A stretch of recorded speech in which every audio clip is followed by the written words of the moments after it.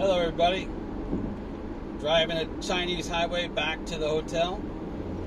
Wanted to talk to you a little bit about the economic stimulus of the Chinese government, how they do it here in China, and also talk about the highways here. As you can see coming up here, this is how they keep track of cars. You're speeding or you're not speeding, your license plate, things like that. America's all worried about surveillance.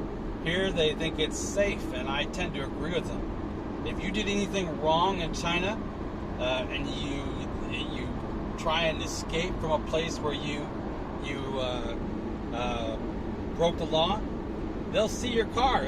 Each one of these lights, you'll see. Here's another one coming up here. Every kilometer or so, every 2 kilometers or so, they'll take your picture. Some of them are for speeding, some of them are for safety, making sure you're wearing your seatbelts. But all of them can take pictures of your license plate. So criminals have a real hard time getting away. That's one of the parts I like about the highway and the safety in China. What I don't like about the highway is the way that Chinese people drive. It's so frustrating. You can see we're in the fast lane. The speed limit here is 120 kilometers an hour, which is what, 65, 60? In the fast lane, these people will not move, no matter how fast you want to go. They think the lane is theirs. It's some of the worst driving in the world. You'll see that in order to pass people, I've got to go over to the slow lane. And there they say, look at that guy over there to the left. He's not even driving 50 miles an hour. There he comes over. That's amazing. That's the first time I've seen that in a long time. You always be getting off. Okay, so this is the highway. You can see most of them are new. This is inside of Shenzhen. Let's talk about economic stimulus. And the reason why I'm bringing it up here on the highway is because the highway is one of the major things that the Chinese government is doing for economic stimulus. These highways are all fee-based. The side roads are free, but if you get on the highway, which they call the Gaozu here, you're paying money. And you're paying 30 cents a kilometer. No, I'm sorry, about 15 cents a kilometer, 30, 33, 34 cents a mile. For the next 6 months, China's made it free. So that means every truck that's out here taking goods back and forth, they used to be paying 30 cents a mile for the use of the highway.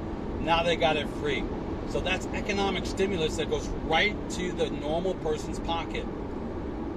As you know, in America, all of our economic stimulus goes to the bankers. And it's supposed to be the trickle-down theory. I've never seen a penny of it. But here, even me as a foreigner, I'm realizing the economic stimulus, because as I'm driving to meet these factories, normally I would spend $1,000 a month. But here, I'm saving $1,000 a month for the next 6 months. So, big thank you, big shout out to them. The other thing is all the Chinese government-owned buildings. That means most of the factory warehouses and things like that, that the government owns or the government built, they're free for 2 months. So my shipper, this guy doesn't realize that it's free. So my shipper, his warehouse, 50,000 square foot warehouse, he got 2 months of free rent from the government. He doesn't have to pay for 2 months. So in the economic downturn, he actually isn't losing that much money because he isn't paying any rent. So that's part of the economic stimulus. Another part is that if you got sick with the coronavirus, look, there's a guy towing a guy on the highway. That's pretty funny. If you got sick with the coronavirus, the government is picking up 60% of your hospital bill. When's the last time you heard of our government doing something like that on an outbreak? We had 17.5 million people go to the hospital this year because of H1N1, because of the flu, and not a penny of support by the government, right? Here in China, they paid for 60% of your hotel bill, your hospital bill. if you got sick from the coronavirus.